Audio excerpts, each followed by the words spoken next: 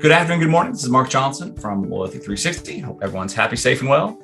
Want to welcome you back to another edition of Loyalty Live. In this series, we talk to the leaders in customer channel and brand loyalty about the technology trends and best practices that impact a brand's ability to drive unique experiences, enhance engagement, and most importantly, drive customer loyalty.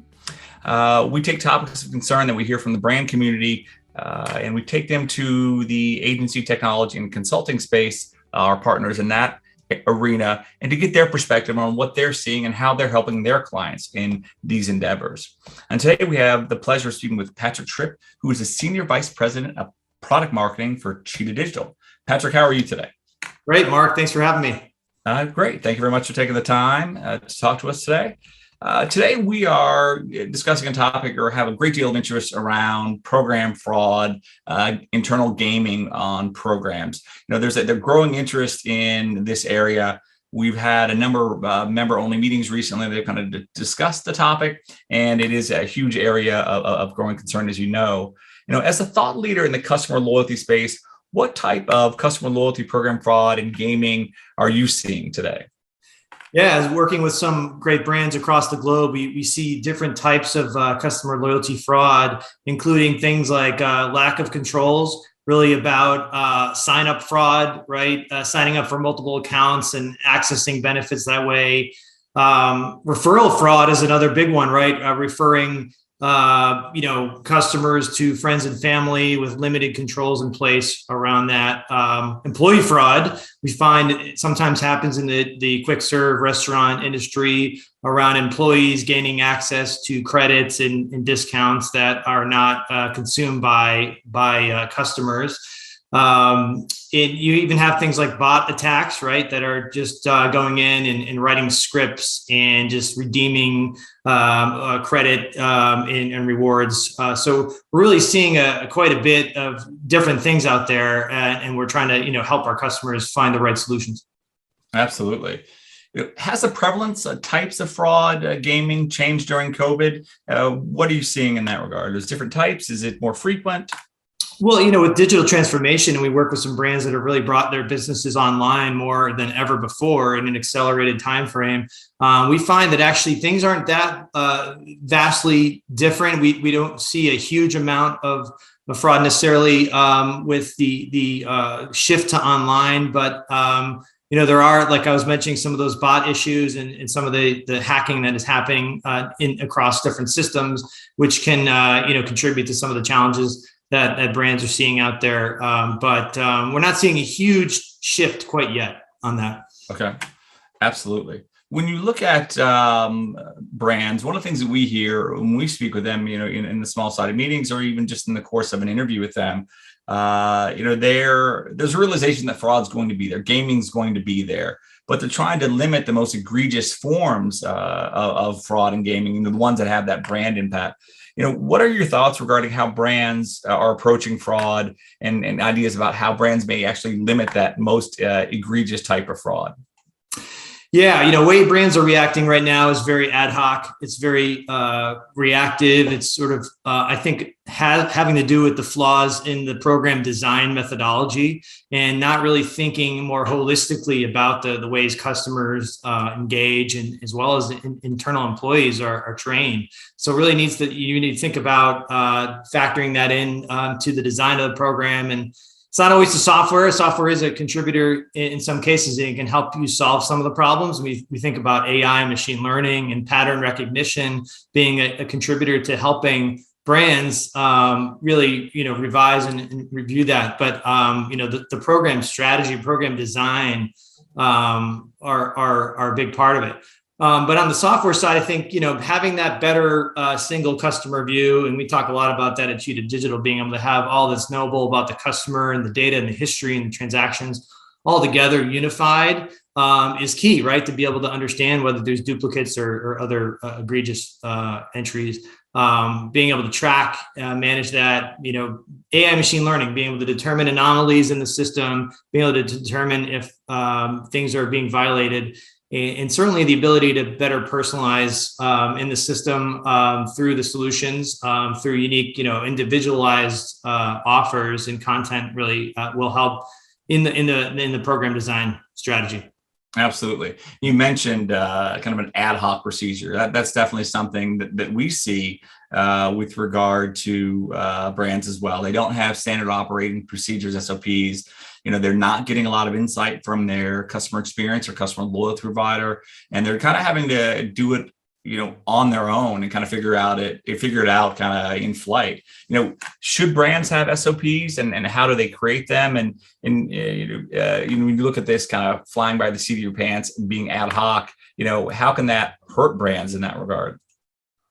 Yeah, standard operating procedures are key, but I think it all starts with the design of the program, understanding the program, conducting a sort of a fraud audit, and determining where you could be at risk. I think standard operating procedure is key, but it's one of the last things that has to be in the value chain of your strategy. But again, first think about design, and then look at risk, and then implementation.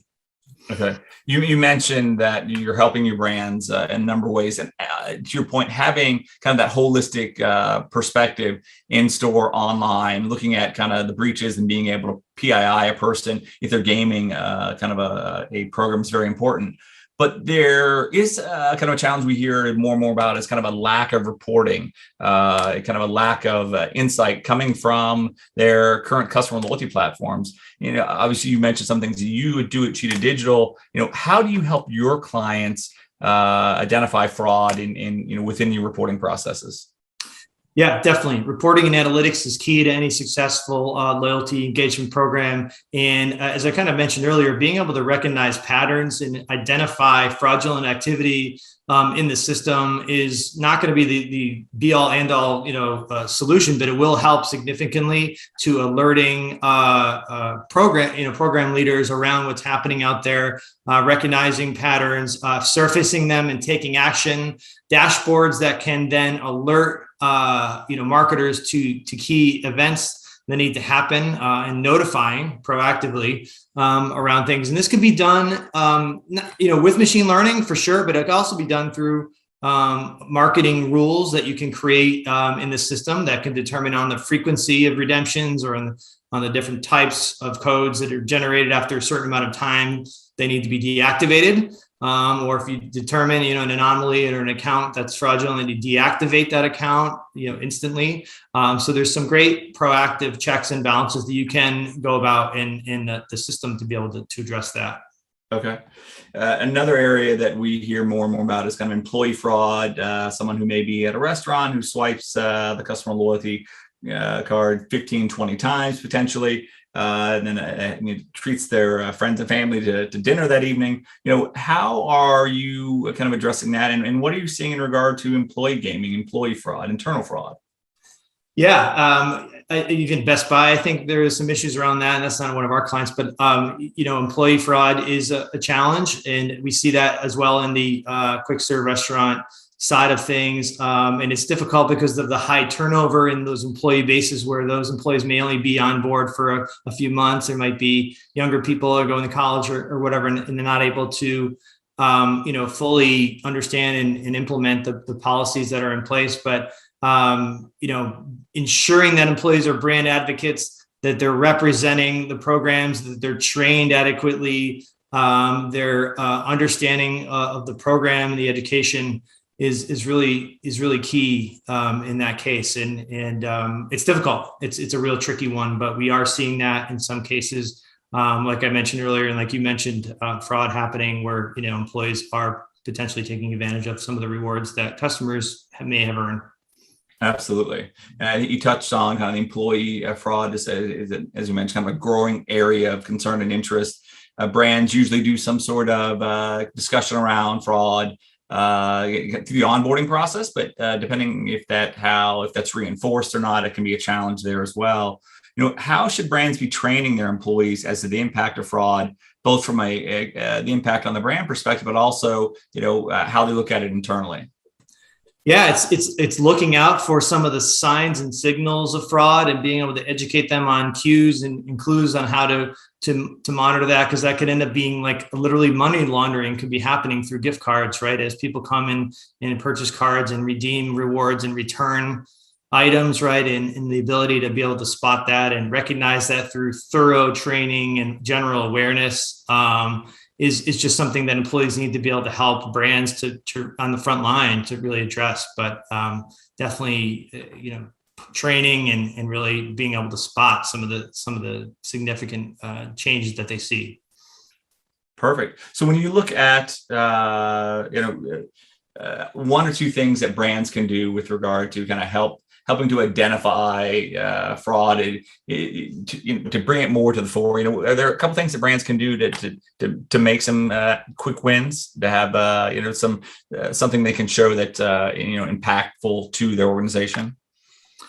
Yeah, absolutely. Again, really have that design strategy in place. It's not always about the software, but really having that thorough strategy in place where, standing operating procedures come along, but not necessarily the first thing you're focused on. And then having the tools and technology to support that proactively through dashboards and reporting that can be alerting organizations to activity, and certainly about the training and enablement that needs to happen with employees to ensure that they're doing the right thing for the brand. And frankly, maybe they're being rewarded as well for being great employees and brand advocates internally to help prevent that employee fraud.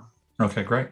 Well, Patrick, thank you very much for taking the time to talk to us today. It was very insightful, kind of what you're seeing at Cheetah, but more importantly, how you're helping some of the clients you work with address some of the growing areas of fraud. So thank you for taking the time to share. Awesome. Thanks, Mark. Absolutely. And thanks everyone for attending today's edition of Loyalty Live, and make sure you join us back next Tuesday for our next edition. Thank you very much. Have a wonderful day.